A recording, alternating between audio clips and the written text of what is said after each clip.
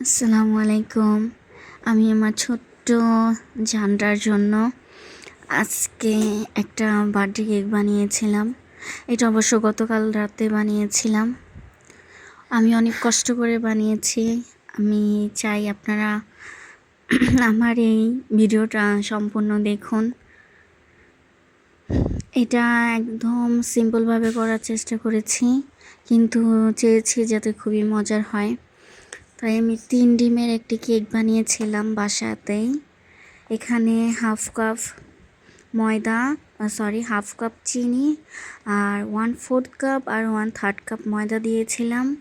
Cocoa powder sorry premix দিয়েছিলাম, কেকের premix. আর দিয়েছিলাম এই যে বাদামের গুঁড়ো দিয়েছিলাম। এগুলো সব দিয়ে সুন্দর করে, আর সাথে হরলিক্সও দিয়েছিলাম।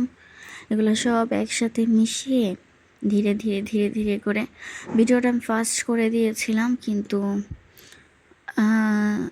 অনেক ধীরে ধীরে আলতোভাবে নেড়েছিলাম। এরপর এটা ছিল একদম বাহিরের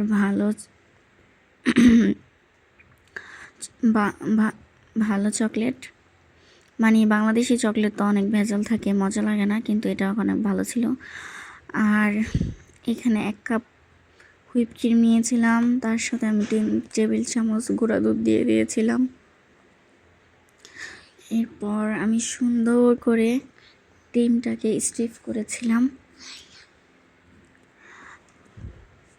কিন্তু এই যে এটা আমি করতেছিলাম না, এর মধ্যে সুন্দর করে হয়েছিল, কিন্তু এরপর একটা ভুল হয়ে গিয়েছিল। আমি চকলেট দেওয়ার পরে আবার ক্রিমটাকে আবার বিট করে ফেলেছিলাম। আবার যদি এটা থেকে আরেকটু হওয়া দরকার ছিল, ওইটা আমার হয়েছে। এই যে আমি উল্টানোর পরও ক্রিম পড়তেছিল না, দেখেন, এটাই ঠিক ছিল। আর এই যে আমি চকলেট দিয়ে দিয়েছিলাম, এখানে চকলেটটা একদম ঘন ছিল, কিচ্ছু ছিল না, শুধু চকলেট ছিল। আমার কেক বানাতে বানাতে মোটামুটি অভিজ্ঞতা হয়ে গেছে, কিন্তু আইসিংটা আমি খুব কম করা হয়, তাই আমি জানি না। এই যে চকলেটটা দেওয়ার পর আমি আবার বিট করেছিলাম, এটা আমার ভুল ছিল। কেকের মতো যদি আমি আলতো আলতো করে করতাম, মিশাতাম, তাহলে ভালো হতো। এই যে আবার কফি পাউডার দিয়ে দিয়েছিলাম, আবার বিট করেছিলাম। আমি একটু ওভার বিট হয়ে গিয়েছিল পরের দিকে, তাই ক্রিমটা না হয়ে গেছিল, এই যে মানে ফাটা ফাটা হয়ে গিয়েছিল, রুক্ষ রুক্ষ দেখা যাচ্ছিল। আর করা উচিত ছিল না, আমি বুঝতে পেরেছি এটা আমার একটা ভুল ছিল, এভাবে আর করা যাবে না। এই যে আমি এখন নিয়ে দেখতেছি যে ক্রিমটা একদম বেশি টাইট হয়ে গিয়েছিল, আমার নাড়তে চাড়তেও কষ্ট হচ্ছিল।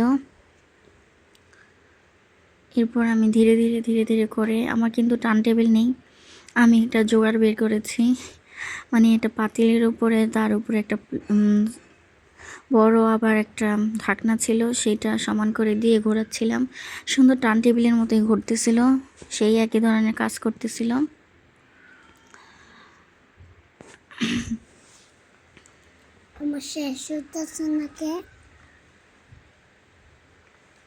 এই যে আমি ধীরে ধীরে করতেছিলাম, আমি এখানে অনেকগুলা ক্রিম দিয়ে দিয়েছিলাম, দিচ্ছিলাম। এই যে এখনও চকলেট অনেক ঘন ছিল। এই যে চকলেটটা যখন একটু আমার কাছে কম কম লাগতেছিল না, এখানে আমি বেশি চকলেট দিয়ে ফেলেছিলাম। তখন আমি আবার চকলেটের মধ্যে একটু লিকুইড দুধ দিয়েছিলাম, এটা আমার অনেক বড় ভুল হয়ে গিয়েছিল। তাই পরবর্তীতে চকলেটের গানাশটা পাতলা হয়ে গিয়েছিল।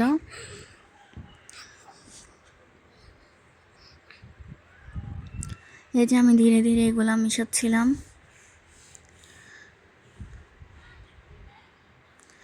এই যে ফিনিশিং আনার চেষ্টা করতেছিলাম অনেক, সেকেন্ড টাইম, এটা আমার সেকেন্ড টাইম এভাবে বানানো কেক, থার্ড টাইম। তো সেই হিসাবে ফিনিশিংটা মোটামুটি করেছি। আর এই যে আমি মিলাচ্ছিলাম, যেখানে কম কম হইতেছিল অনেক আপুরা বলেছে যে যেখানে কম কম থাকবে সেখানে আবার দিবেন। তো সে কথা মাথায় মনে ছিল, তাই আবার মনে করে করে দিতেছিলাম।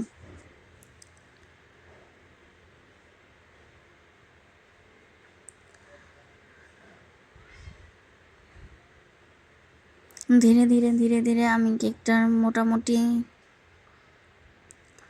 একটা ভালো ফিনিশিং আনতে পেরেছিলাম।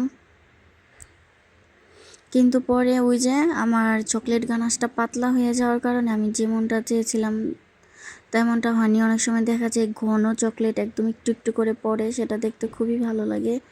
আমি অমন চেয়েছিলাম কিন্তু অমন হয়নি। পরবর্তীতে চকলেটটা আমার একদম পাতলা হয়ে গিয়েছিল, তাই আমার মনটাই খারাপ হয়ে গিয়েছিল। কী আর করব, ভুল তো আমিই করেছি।